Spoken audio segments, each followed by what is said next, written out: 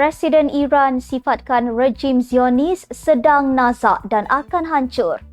Seorang doktor dipecat selepas lakukan photoshoot pre-wedding dalam bilik bedah di sebuah hospital. Sering ditanya bila bayinya akan merangkak, punca seorang ibu bunuh anak kecilnya. Bismillahirrahmanirrahim. Assalamualaikum dan salam Malaysia Madani. Bersama saya Asma Ismail dalam Next Step Global, 7 berita dunia paling trending hari ini. Jangan lupa untuk subscribe YouTube Next Step TV dan follow Facebook Next Step Malaysia.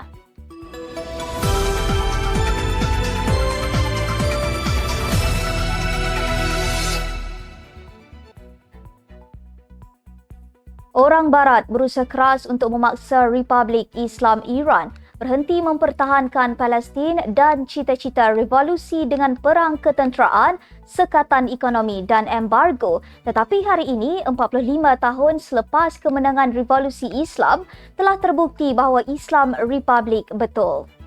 Demikian ucapan yang disampaikan oleh Presiden Iran dalam satu majlis di dataran Tehran Azadi pada Ahad. Katanya, Republik Islam Iran adalah pembawa bendera perjuangan menentang keganasan. Perang di Gaza dan Palestin sudah cukup untuk semua orang mengenali Amerika Syarikat dan rejim Zionis dan melihat jenayah besar dan pembunuhan kanak-kanak mereka. Raisi seterusnya menegaskan bahawa pengeboman ke atas penduduk Gaza mesti dihentikan secepat mungkin supaya semua orang tahu bahawa rejim Zionis sedang nazak dan masanya telah tiba untuk kematian rejim ini. Beliau seterusnya mencadangkan kepada Pertubuhan Bangsa-Bangsa Bersatu untuk mengusir rejim Zionis Israel daripada badan antarabangsa utama kerana rejim itu telah melanggar kebanyakan perjanjian dan undang-undang antarabangsa. Kira-kira 50 unit telefon iPhone di sebuah kedai Apple Store dicuri oleh seorang lelaki pada waktu siang dan telah tersebar rakamannya di platform media sosial baru-baru ini.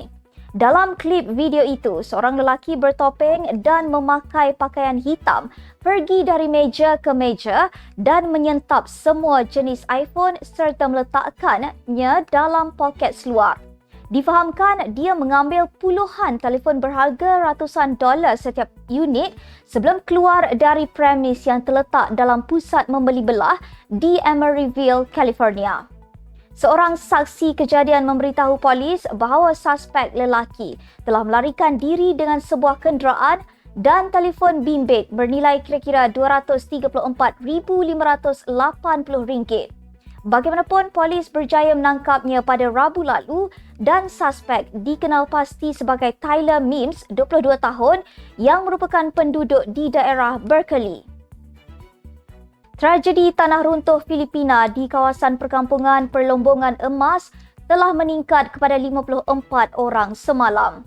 19 mayat telah ditemui di bawah runtuhan di perkampungan di kawasan Pergunungan Masara, tetapi 63 perlombong dan penduduk lain dilaporkan masih hilang. Menurut Majlis Perbandaran Mako dan Pegawai Bencana Wilayah Randy Lloyd, angka kematian sebelum ini adalah seramai 35 mangsa. Tanah runtuh menimbus terminal bas bagi pekerja firma perlombongan emas dan 55 rumah berdekatan serta menyebabkan 32 orang lagi cedera. Seorang kanak-kanak perempuan berusia 3 tahun berjaya diselamatkan hidup-hidup dari bawah runtuhan Jumaat lalu dalam apa yang disifatkan oleh penyelamat sebagai keajaiban.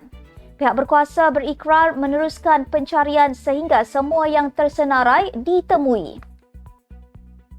Akibat tindakan tidak masuk akal, seorang doktor telah dipecat serta-merta selepas melakukan penggambaran pra-perkahwinan bersama tunangnya dalam bilik bedah di sebuah hospital kerajaan di daerah Citra Durga, Karnataka. Insiden itu bagaimanapun telah tular di media sosial sehingga mencetuskan kemarahan dan membawa tindakan pantas oleh kerajaan di negeri Karnataka. Rakaman itu menunjukkan Dr. Abhishek melakukan pembedahan ke atas pesakit manakala tunangnya dilihat seperti membantunya. Pasangan itu dilihat menggunakan alat perubatan dan dikelilingi peralatan pencahayaan profesional dalam bilik bedah tersebut. Perikutan mendapat kritikan meluas. Menteri Kesihatan Karnataka, Dinesh Gundu, mengarahkan doktor yang dilantik secara kontrak itu dipecat serta-merta. Dinesh juga menegaskan bahawa hospital kerajaan dibina untuk berkhidmat kepada orang ramai dan bukannya untuk tujuan peribadi. Gara-gara tertekan dan sering ditanya mengapa bayinya yang berusia 9 bulan belum boleh merangkak, wanita ini terbawa-bawa emosi lalu membunuh anaknya itu. Mayat si bayi kemudian dicampak ke dalam sungai yang terletak tidak jauh dari rumah. Menurut agensi media Tribun News, mangsa dalam insiden yang terjadi di Indonesia itu ditemui dalam keadaan kembung kira-kira 40 meter dari lokasi pembunuhan.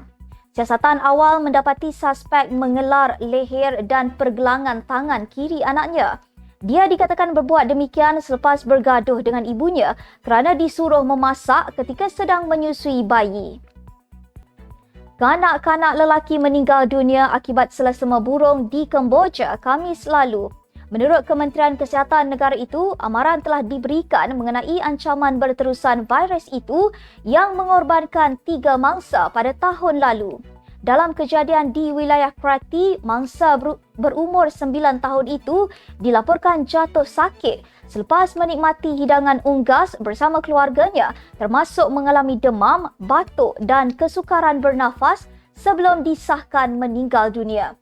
Menurut kementerian, hasil ujian mengesahkan kanak-kanak itu meninggal dunia akibat strain virus H5N1 yang sangat patogenik. Untuk rekod, sejak akhir tahun 2021, Eropah dilanda penularan terburuk wabak selesema burung, malah Amerika Syarikat dan Amerika Selatan turut terkesan dengan teruk. Sekian sahaja Netstep Global hari ini. Jangan lupa bersama saya setiap hari pada waktu yang sama untuk ikuti 7 berita dunia paling trending hanya di Netstep Global. Follow Facebook Netstep Malaysia dan subscribe YouTube Netstep TV. Netstep Malaysia menjangkau informasi mengorak inspirasi. Saya Asma Ismail. Assalamualaikum dan salam sejahtera.